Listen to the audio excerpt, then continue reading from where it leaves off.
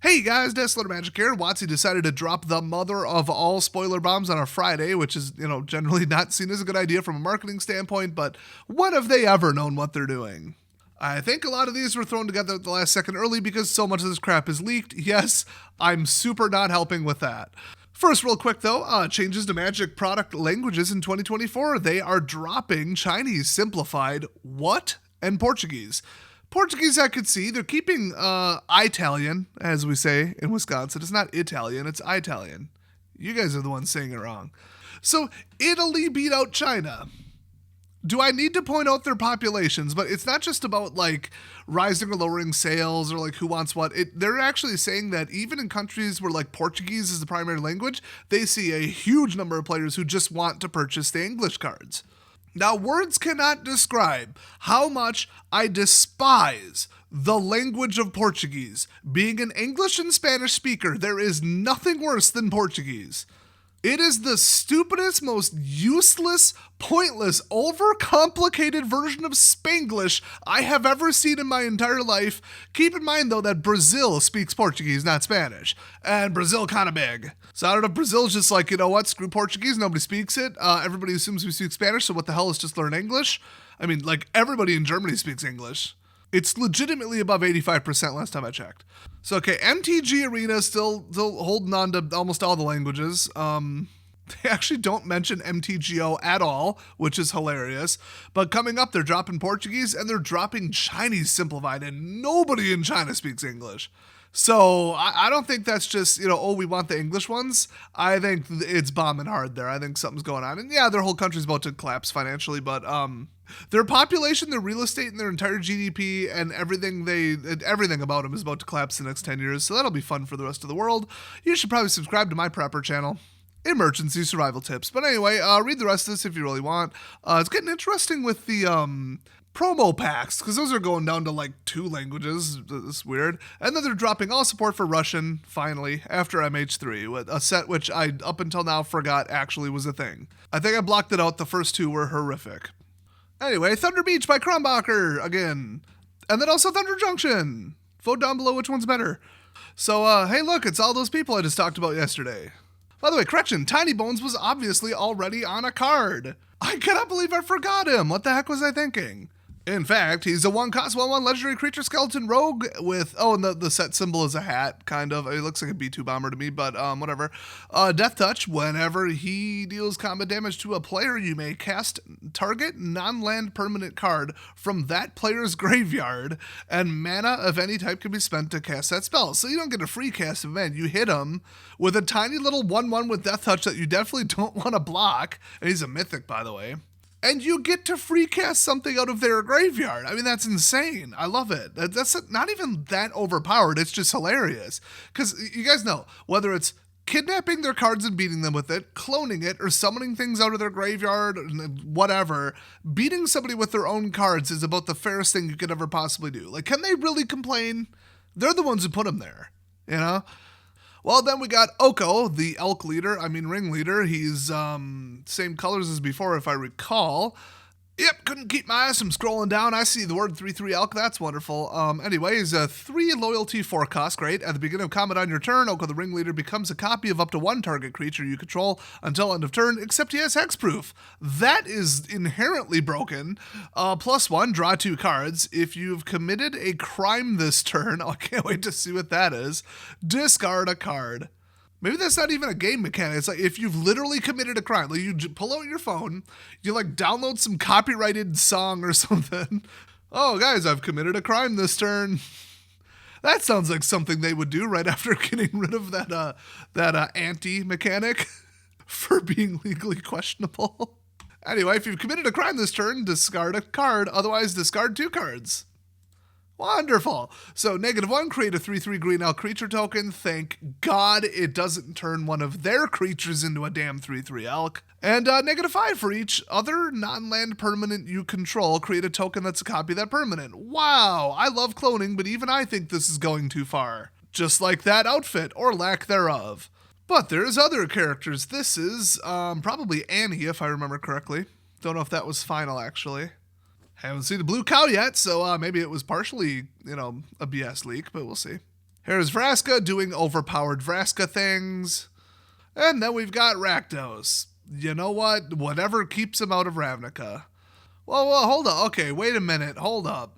Ancient Vault, whatever. Shut up. Oko's son, Kellen. I don't know if we knew until now that Kellen was his son. If we did, I didn't. So, okay.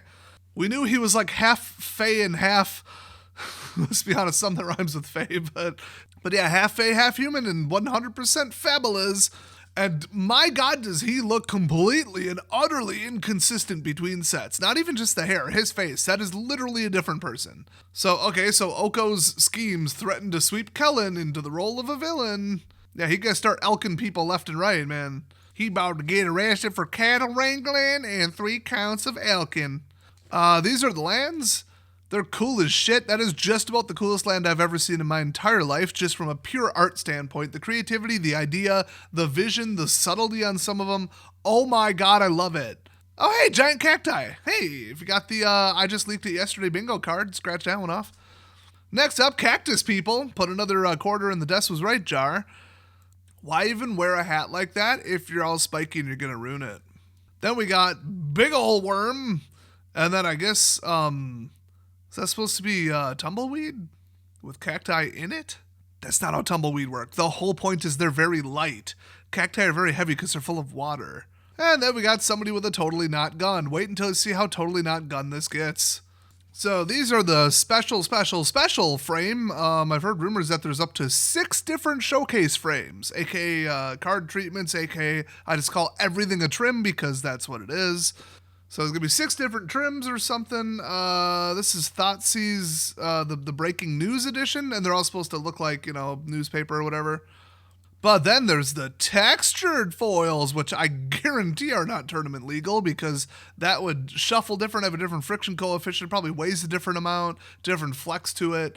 Wow, even WotC is printing proxies now. Great.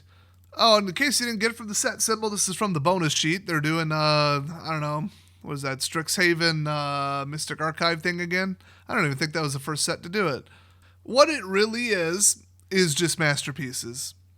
They stopped doing them because they ran out of cards that were worthwhile value-wise, and then they resumed it because who cares? So then we got, I guess not a fuse card, it's an either-or card, Crime and Punishment. Now, that actually is a reprint from Dissension, so I'm not going to, go to my way to read it, but they got the textured foil there, too. You can, of course, only open those in the Collector's Booster. Then we've got the Wanted poster trim. Oh, boy, woo. I mean, they look cool as hell, but I am so over the different versions at this point. All it does is piss people off trying to buy and sell them, and individual single sellers trying to, price them accordingly. It's just a nightmare. So borderless and extended art cards are both here again. So here's Hell to Pay. I think that's a new card. So it's X plus 1 red. Sorcery, Hell to Pay deals X damage to target creature. Create a number of tapped treasure tokens. Oh my God. Equal to the number of excess damage dealt to that creature this way. So you're blowing something up.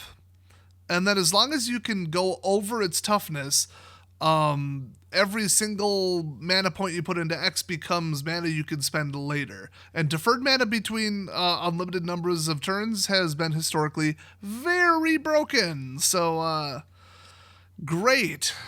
So the Totally Not Strixhaven Mystic Archive, Totally Not Masterpiece, quote, big score, belong to a special subset with their own symbol. But then this isn't it. Wait. Well, then they got special guests. Wait. I don't know what any of this bullshit... Look, they've already lost me. F*** it. Here are some things that are in some products, I guess. I don't know. There's 3 set symbols. I don't f***ing know at this point. Who cares? Buy them as singles. There you go. But, oh shit. There's the Sword of Wealth and Power raised foil vault frame. Okay. Here, this'll help. Here's the main one, which is the B-52 Stealth Bomber, whatever, hat. Then we got the OTC expansion symbol, which I assume the C is commander. I don't know, there's always a commander deck. Then there's the OTP expansion symbol. At this point, I can't even solve the puzzle because I can't even commit 2 brain cells to spark together to give a shit about this. Big expansion symbol. So one is special guest and one is the list. No, what? Who gives a shit? Then there's some Pentagon SPG. I don't know what that bullshit is. Whatever. Oh wait, that's the special guest. So what the? Wait, the swords aren't. I don't understand any of this shit, dude. So wait, OTP is breaking news, which makes no sense because it's the same damn set, unless it isn't. Then there's the big score, which is supposed to be the additional masterpiece cards. But then there's also the special gifts, which are also supposed to be the masterpiece cards. So they're doing 2 masterpieces and then one that has another symbol for no reason. They're probably not even legal. I don't know. And then you get the commander one on top of that to confuse the hell out of you. Wow, they just do not want people to play this game. Also, Fibblethip is here. Hooray. 3 cost double blue, 1/1 with Ward 2. Legendary creature homunculus as always. And you may look at the top card of your library at any time. The top card of your library has plot. The plot cost is equal to its mana cost. If that's even resembling suspend, I'm going to kill someone. You may plot non-land cards from the top of your library. Ooh, can't wait to see what that is. So I was going to throw all these together, but it would be a first look at Assassin's Creed, first look at Modern Horizons 3, and a first look at Bloomburrow. At least 2, maybe 3 of those I could not be even paid to give a shit about. So let's just cover Bloomburrow because it's going to be, I think, a standard set and just go from there. All I heard is it's some weird furry shit. Oh, look. It's some weird furry shit. They open this with, welcome to Valley. Capital V. That's it. It's not something Valley. It's not Hidden Valley Ranch. It's just Valley. Wow. So I guess the plane name is Bloomburrow and the valley name is Valley. I don't know. Magic's first all animal plane. Woo. Here's some more art that totally isn't just Hobbit shit. I mean, it kind of isn't, but I don't care what universe I'm in. I hate forest hippies. Oh, but danger threatens the inhabitants. It's the great night owl. Ho, ho, ho. Great hyphen night space owl. Okay. That's how you want to spell it. Don't forget about the elemental calamity beasts, like probably this thing. Wow. We actually already saw that artwork. Everybody thought it was from the Eldraine one at the time, but it was revealed that that is not true. So we got Mabel, a mouse folk mother and reluctant hero. Probably because most like fighting hero shit should be done by a male. You know, that's just how testosterone and denser bones and larger muscles work. But I guess, you know, you could throw a biology textbook at them and maybe hope they pick it up and read it by accident. But other than that, that's the only time they're getting close to one of those. They don't believe in that shit over there in Seattle. So this is some dude. This is a linebacker for the Wisconsin Badgers, I assume. Then we got, isn't that just one of the characters from Alice in Wonderland? Like, wasn't the rabbit wearing something like that? Whatever. Oh, pinecone bow. That makes sense. Put a big blunt object on the end of your deadly weapon, you dumbass. I hate everything about this plane. Then we got homeboy here. All right, he's doing some lightning shit. And then we've got, hold the f*** on. Is that just an otter version of Ral from the Ravnica? Because, like, that's kind of his hair. All right, here's some cards. We got Mabel, Heir to Cragflame. It's the 3-cost, white, red, 3/3, mouse soldier, legendary creature. Other mice seek control, get +1/+1. When she enters the battlefield, create Cragflame, a legendary colorless artifact, or equipment artifact token with, I'll just show you the damn card. I'm saying that, not the card. That actually would be hilarious if they wrote that on the card. Create a token with, I'll just show you the damn card. Hey, look, it's Cragflame. Oh boy, hi Craig. Token legendary artifact equipment, cool. Got that maple leaf symbol, by the way, if you missed that before. It's probably not a maple, I don't know, it looks poisonous. So equipped creature gains +1/+1, has vigilance, trample, and haste, and equip 2. Because that's where the power level on this set's gonna be. I mean, she's probably the only one who could generate this, but still. Then we got one of the, I already forgot, Calamity Beasts. Ooh, Lumra, Bellow of the Woods. I'm getting Zootopia vibes from this shit. I hope they add in crack just like they did in Zootopia, except they already did that in New Capenna. Anyway, Mr. Bear here is a 6-cost legendary creature elemental. Bear vigilance, reach, Lemra, bellow of the woods. Power and toughness are equal to the number of lands you control. Hello. And when he enters, mill 4 cards and return all land cards from your graveyard to the battlefield tapped. Hoo-hoo! Should have said enters from your hand. You could flicker this guy. I mean, there are more egregious cards in Landfall, don't get me wrong, but like, damn. So then they've got, I wish I was kidding, Booster Fun Biodiversity with guest artists. Here's what they're talking about when they say biodiversity. That's right, they think the 4 seasons in the exact same place are biodiversity when that is almost exactly the opposite of the definition of the word. Holy shit, how could you be this stupid? It just... Do they not have Google there? I know they all use Macs, but like, for f***'s sake, just open a browser and go to Google and type in what is the definition of biodiversity. If it says 4 different seasons, then bet you on the wrong website. So all 4 of these were by, boy, that is awfully small. I'm going to say Andrew Theomalopoulos, maybe. Maybe there's an Oompa Loompa in there too. I don't know. It's kind of blurry. Maybe that's where the biodiversity is in all those letters. Shocker, a company that doesn't know what diversity, period, is, doesn't know what biodiversity is. Hey. So anyway, here's another version of Maybill. Oh boy. Woo, alternate frame. Yay. I cannot possibly see Magic players being into this. Sci-fi, maybe. Big Mechs, maybe. Explosions and weapons, cool crap, maybe. Japanese, like, futuristic cyberpunk, maybe. Controversial, but maybe. Somebody's into that. I'm kind of into that. This bullshit, like your mom's paintings, in maybe your grandma's paintings in the kitchen? This kitschy ass down home country bullshit. I cannot name one human being on the planet that's into this that is below 60 years of age. So here's another Lumra. Here's another Lumra for some reason. The hell is this? A cave painting mixed with blueprints. It's cave prints. Blue caves. Blue cave prints. Hey, look, it's Mabel again. I could read what these are, but I sincerely don't give a shit. I didn't think anything would flop harder than, what's that? Oh, I forgot the name of it. That one that just came out. Stores are trying to return it and distributors are not agreeing to take a 15% hit and take the product back because what are they going to do? Like burn it for fuel to heat their buildings? I tried that. I burned 2,000 Magic cards and used the heat to cook those Magic the Gathering Hot Pockets that they did as a promo. That thing was ice freaking cold. Go look at the video. Holy shit, nobody watched that. I don't think it broke 3K. What the hell is wrong with you people? Can't a brother just meme something once in a while? My God.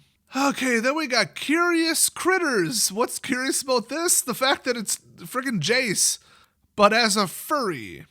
But instead of looking like, polyester with priors, which is pretty much exactly how I describe the general outfit at a furry convention, this is hyper realistic. And when they first showed this off, 2 years ago, they're like, yeah, it's going to be realistic body proportions and realistic looking animals, but standing up like humans.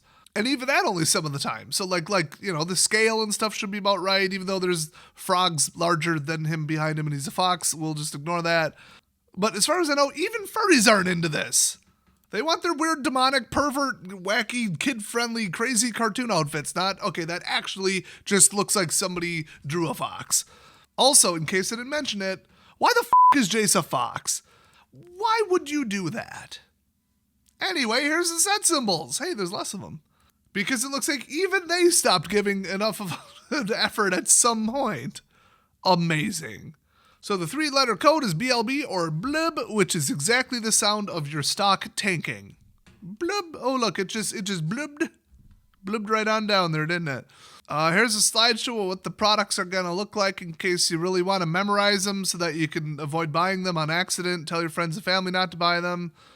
Now we got the Commander decks. I might as well leak them because some dumbass vendor in Italy is going to friggin' leak them anyway. So, okay, we got Animated Army. Oh boy. What is that outfit? Is that the guy from Half-Life 2? Oh yeah, Universes Beyond. Let's go. That would mix it up a little. We got Family Matters, Red, White, and Blue. That was a good show. Steve Urkel, shout out. I have nothing to say about this set. This is torture. Peace Offering. Hippies. And then Squirreled Away. Yep. Here's the starter kit, which they've taken some sort of herb and tied it to the Planeswalker logo, which is probably a good idea because it's probably a healing herb, and you lost a lot of hit points with this set. So here's the 2 front cards that you're not going to see because every single store that gets a mandatory allocation of these is going to bury them in the backyard because the first thing they say is, go play Arena, you dumbass. What are you doing in a paper store? Paraphrased. Legit, that's pretty much what it is, and as of at least a year ago, store owners are pissed. So we got Burke, I don't know. How about Brett? It's Brett. Long Ear of the Law. Oh. 6 cost 4/4 legendary creature, rabbit soldier. What? That's a rabbit? What? I don't see it. Oh no, I kind of see it. That's weird. It's like an illusion. Vigilance, and when he enters, it just says enters, not even the battlefield, just enters when he enters anything, anywhere. Could be the graveyard, could be... That's a terrible way to write that. Put a 1/1 counter on each of up to 2 target creatures. Whenever a creature you control with a 1/1 counter on it attacks, double the number of 1/1 counters on it. Oh boy, that'd be slow and inefficient but interesting in a Hardened Scales deck. Then we got Bria, who knows, Riptide Rogue. Oh god, 4 costs 3/3, legendary creature, Otter Rogue, prowess, because it's just, is it again? Oh, he's got some Palward balls too on his on his belt or whatever. Okay, that's kind of bold. Other creatures you control have prowess. Holy crap.